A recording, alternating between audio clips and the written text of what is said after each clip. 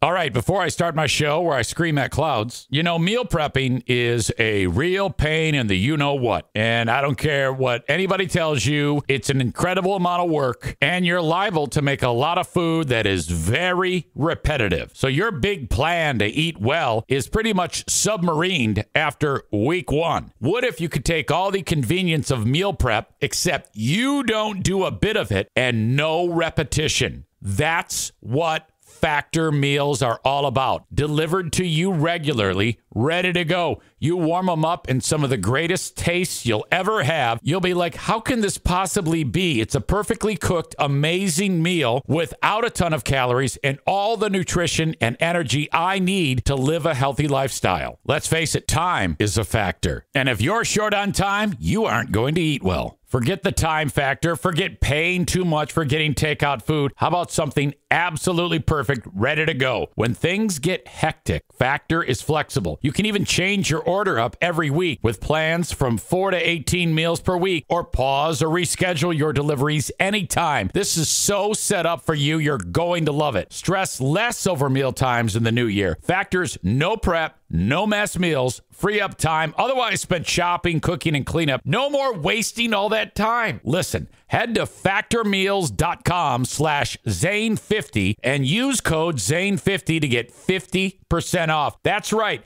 Code Zane50 at factormeals.com/Zane50 to get 50% off. Factormeals.com/Zane50. Use code Zane50 to get 50% off. That's code Zane50 at factormeals.com/Zane50 to get 50% off. Do it. What's going on, friends? I've got another highlight free clip from the Lost Zane recordings. Back on the radio on 107.3 WBBL. Myself, Julius, Ben Glaze, doing the morning show. I release these shows twice a week on my Patreon, and I'd like to give you a free clip here and there to give you an idea of what it sounds like. Part of the listening choice is available on my Patreon, patreon.com/Eric Zane. Try it for 1 week free, 7 days free at patreon.com/Eric Zane. I've got a ton of shows on there that I want you to check out, including the Lost Zane recordings. Not to mention, Who Are These Zanes?, where Ben and I review old audio of your pal EZ. Who Are These Free Beers?, where we review audio from one of America's top morning shows. And, of course, the Patreon bonus podcast every single day. All there for you, $5 or $10 a month on my Patreon. Here is my highlight clip from the Lost Zane recordings. I think we were talking about questions for blind people. And also we were talking about an update of, remember that politician, Anthony Weiner, who just couldn't stay out of trouble? That's what we talk about on this edition of the Lost Zane recordings highlight. First break of the hour, or first break of the show, we talked about how my Spartan watch party went down as expected with one person in attendance, and in fact, it was Saul, the leader of the Blind Brigade, who he was sitting there with his feet kicked up in the recliner when I walked into the theater at Celebration Cinemas, right. And he was my only person who came out. Typical Eric Zane event. And of course, and true, I mean, it's so perfect. The one guy who comes cannot see the screen. He's blind. And so I had a nice long talk with Saul. He was telling me about things he likes to do and how he likes to... He's like your angel, basically. Yes. Saul likes to read, and he reads, he does it with Braille most of the time. And we have that discussion on the air, and you said, old school. I was like, old school. Saul writes this. Well, hey, Julius, Braille, FYI, isn't old school. He says, I used to use a screen-like device called a Braille display, which can be hooked up to any computer or Bluetooth-enabled device, and it acts like a screen for the blind. In addition to the screen reader, I was able to use it in certain circumstances. The display didn't always work, and it often froze. However, I just wanted to write and let you know, Julius, that Braille is not old school.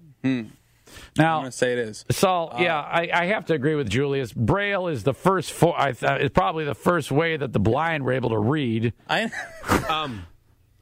Since he's listening and we're asking questions, I want to know, how do you know when you're done wiping? Does he put it up to his nose and sniff it? Well, I think you know. What a dumb question. What do you mean, what a dumb... That's not a dumb question. Well, I'm just assuming that he's going on faith that he did an adequate job, and perhaps, you know what could alleviate that? You know that product that are like baby wipes that you put on the back of the toilet? If you use those, you're pretty much guaranteed that if you do a yeoman's job in the cleanup procedure with those, you're happening. Oh, yeah. So perhaps that's what he does. I don't know if Saul's going to answer that one. God, come on. I'll write back to him, and then perhaps he can shed some light on that. I'm sure his mother and father, who are like my age, are really happy with this. And see, the reason I said Braille was old school is because we do have, and Braille only in the terms of like reading for pleasure seems old school when you do have such an extensive library of audiobooks. Audiobooks are huge now, even for the people who can't see. I find it very cool that you can just touch raised print or raise those perforations and translate it to your brain, and you've learned to read. I find that fascinating. Like, I understand Braille for like school books and stuff because you kind of need to thumb through that and figure out what's what. But if you're reading like, I don't know, To Kill a Mockingbird, imagine you listen to it. So now Saul's 21. So I said to him, I go, so Saul, you can drink now whenever you want. What's that? What do you drink? He goes, oh, I'm kind of a red wine guy. What? That's what he said. What a sophisticated fella. He is extremely sophisticated, unbelievably bright. And his dad's a rabbi. So, really? Yeah, in fact, I'm supposed to go to synagogue with him. You're going to embarrass everybody. Why would I do? I'm just going to sit there. You're going to ask weirdo questions. I am not going to ask anything. I'm going to observe. I don't want to tag along. Huh? I kind of want to tag along. Dude, remember we had a discussion about how I thought about converting to Judaism because we cannot show our heads, the top of our heads to God. We cannot walk in there unless we have the proper attire. They have emergent. Have a yarmulke. You have a yarmulke? Well, bring your yarmulke. They'll give me one. We can go to synagogue on Saturday because that's a Sabbath day. And I go to Saul. I go, so look, Saturday, do you ever do anything you're not supposed to do? He goes, oh, yeah. Well, he was at the game at the. That's exactly. That's how that came up. I go, Saul, you're not even supposed to be out. Your dad is a freaking rabbi. He goes, I know. I go, well, that can't be good. I mean, what are you doing? He goes, they let me live my life. I go, yeah, I get that. But, I mean, Solomon, you're not supposed to go out. Yeah, whatever, Ma. The Go Bus is here. I'm going to be the one viewer of Eric Zane's watch party. So, yeah, we can make Eric Zane Show field trip to Saul's synagogue. There we go. Have the Zaniacs there. They'll all be hammered. Oh, great idea. Now, has he ever had a girlfriend? Don't know. And was she also blind? Don't know. I know he is extremely bright, and, I don't think Saul's going to win any bodybuilding competitions anytime soon, but he might get, I don't know, he might latch on to like some P90X and become super ripped and maybe on like a American Ninja Warrior or something like that. I don't know. But very, very cool. 800-785-1073. You can email Eric at ericzaneshow.com. Yes. And we're not talking Game of Thrones. We're talking Anthony Weiner. Just when you thought we were done. Here's a guy who just could not get it right.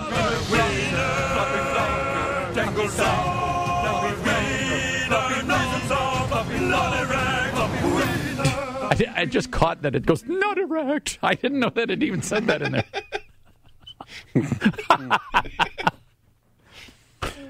The teenage girl whose sex scene with Anthony Weiner helped shape the 2016 election is speaking out for the first time. Now, I can't even remember the whole timeline of how it all started with him. It was years ago. There was he was running for mayor. Similar incident. Mm-hmm.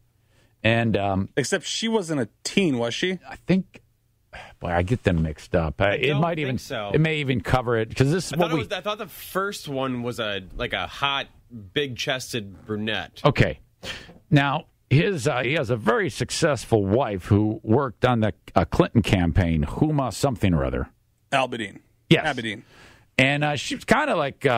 The architect of her campaign, mm-hmm. Very much involved in politics and very successful. And she was humiliated by Weiner when the actual D pics of his body in the mirror were posted in the newspaper, like in the New York Post or something like that. And so that was very, very bad, and it kind of went south. Well, it didn't end there, and he has never learned, even though his wife took him back with incredible grace. He's never really gotten past that and continued to F up. And the latest was during the campaign, wasn't it? It was during the campaign. Yes. With Hillary Clinton. And so he had done it again. But what I didn't know is that the teenager involved in the story set him up. She did, and which made me it's weird. Really play it here. Check this out. And the full interview is going to appear today. Excuse me, on I think Inside Edition. Yes. But they covered enough here for us to park on it and talk about it. She's the teenager whose online relationship with Anthony Weiner threw Hillary Clinton's presidential campaign into a tailspin and perhaps changed the course of American history. Now she's ready to tell her story to the world. Inside Edition is withholding her name because she's a minor. Pause right there. Weird all the way around because they're showing like her face in full. Everything is shown. They're in her house. Yeah. Ugly. I don't know. They're not putting a bar over her face. No, her identity is right there for the world to see who she is. Yeah, anybody who knows her is like, oh. Yeah, that's the one. Caitlin or whatever. She's showing her face on TV for the first time. How did you first come into contact with Anthony Weiner? It was through a direct message on the application Twitter. I just sent him a nice message, just, hello, I'm a huge fan. Weird. A 15-year-old is a huge fan. Really? I hate your voice. That's weird. It was January 2016, and the former New York congressman's once promising political career was over after he got caught up in a sexting scandal. Why Anthony Weiner? I knew that Hillary Clinton would be running for president in the year 2016, and I wanted to see if Anthony was still up to the same antics. What 16-year-old does that? Just tries to out somebody that way. There's something weird about this. I'm not sure what. I can't. But who thinks like that? You think she set him up in terms of like somebody told her to do it? Yes. That's kind of what I was thinking. 100%. A 16-year-old sitting there at home and she's, I couldn't go out with my friends. I was play Candy Crush today. Wait a minute. I'm going to go text Anthony Weiner. I just really wanted to see if Anthony was up to his old antics. That is complete BS, and I'm surprised she's speaking out now. Do you think her parents were big Trump supporters and they almost put her up to it? Perhaps. Maybe. I mean, what else? We're in the business right now during this segment of speculating, and I wouldn't be surprised if something like that happened. But newsflash, it worked. Oh, yeah, it did. This dope bought it hook, line, and sinker. 16-year-old kid direct messages Anthony Weiner. 15, I thought 15, at the time. And doesn't even really say anything other than, hey, how you doing? And it turns into like him immediately going for it. And I wanted to see if Anthony was still up to the same antics. How soon did it go from these niceties to him taking it to a different level? I knew that it was going downhill and really fast. Some of his messages are so obscene they can't be shown on television. I was disgusted. He's taking out his penis.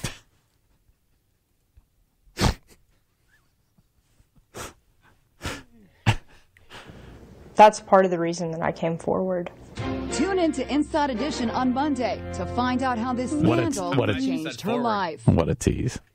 I don't know. What did she say? That's part of the reason she came forward? I'm going to say that's not the reason she came forward. And why is she coming forward? Why is she airing this all out? Yeah. What is she gaining here by saying, hey, I did this? I think she wants she getting Anthony paid Weiner to like by kill Inside himself. Edition? Like it's just hit after hit. Like it finally started dying down, and now it's going to be brought back to life. Did Huma, what's her face, ever kick him to the curb? She filed for divorce. She said enough. Yeah. Boy, I'm surprised it went this long. See, I don't know if I. And his name's Weiner. His frickin' name is Weiner. That it's used so much that we've become desensitized to that element of it. But his name is Weiner. She says that she wanted to see if he was up to the same antics, and after she said hello, I'm a huge fan. He responded within minutes, and soon like almost got right to it. I don't know if I believe that. He can't be that stupid, can he? Yeah, I don't know. Hey, I'm a huge fan. Here's my junk. That can't be. And as it went... I'm interested to see this interview. At one point, the FBI subpoenaed all of her electronic devices, she said, and when the FBI examined the lewd underage interactions on Weiner's laptop, that's when they found the cache of emails between Avedon and Clinton, reopening the closed investigation into Clinton's use of a private email server while Secretary of State. And that kind of threw a lot of... Was that the November surprise? Yep. It was the November surprise. Pretty much, yeah. Anthony Weiner is a moron. Trump is like, yes, thank God for Weiner. Thank God he's a creeper. My God. I mean, he's got to be one of the biggest dirt balls around, right? Yeah, he just can't get out of his own way. I mean, if you did it, okay, the one time it happened, transgressions, the wife forgives you. All you got to do is relax, not do it again. First and foremost, don't do it anymore. Right. Just lay low and go work for a law firm. And then spend the rest of your life trying to make your wife comfortable, who's probably not going to trust you anymore. But she's still willing to work it out. Right. That's great. How about her? One of the most patient women on the planet to have to deal with this son of a bitch. Like, by all accounts, Anthony Weiner was a smart dude, rising star, well-educated. Right. But just so stupid in this one aspect. God, again, sex and money make people do dumb things. Unbelievable. Coming up next, we've got another Eric Zane Show must-hear moment. It includes Kirk Cameron, who occasionally makes the rounds whenever there's some biblical-type weather phenomena. Kirk Cameron is back to tell us a little bit about that hurricane that is wreaking havoc. We'll get to that coming up next. That's it. Full show at patreon.com/Eric Zane. Thank you so much for checking this out, folks. Have a good one. Bye-bye.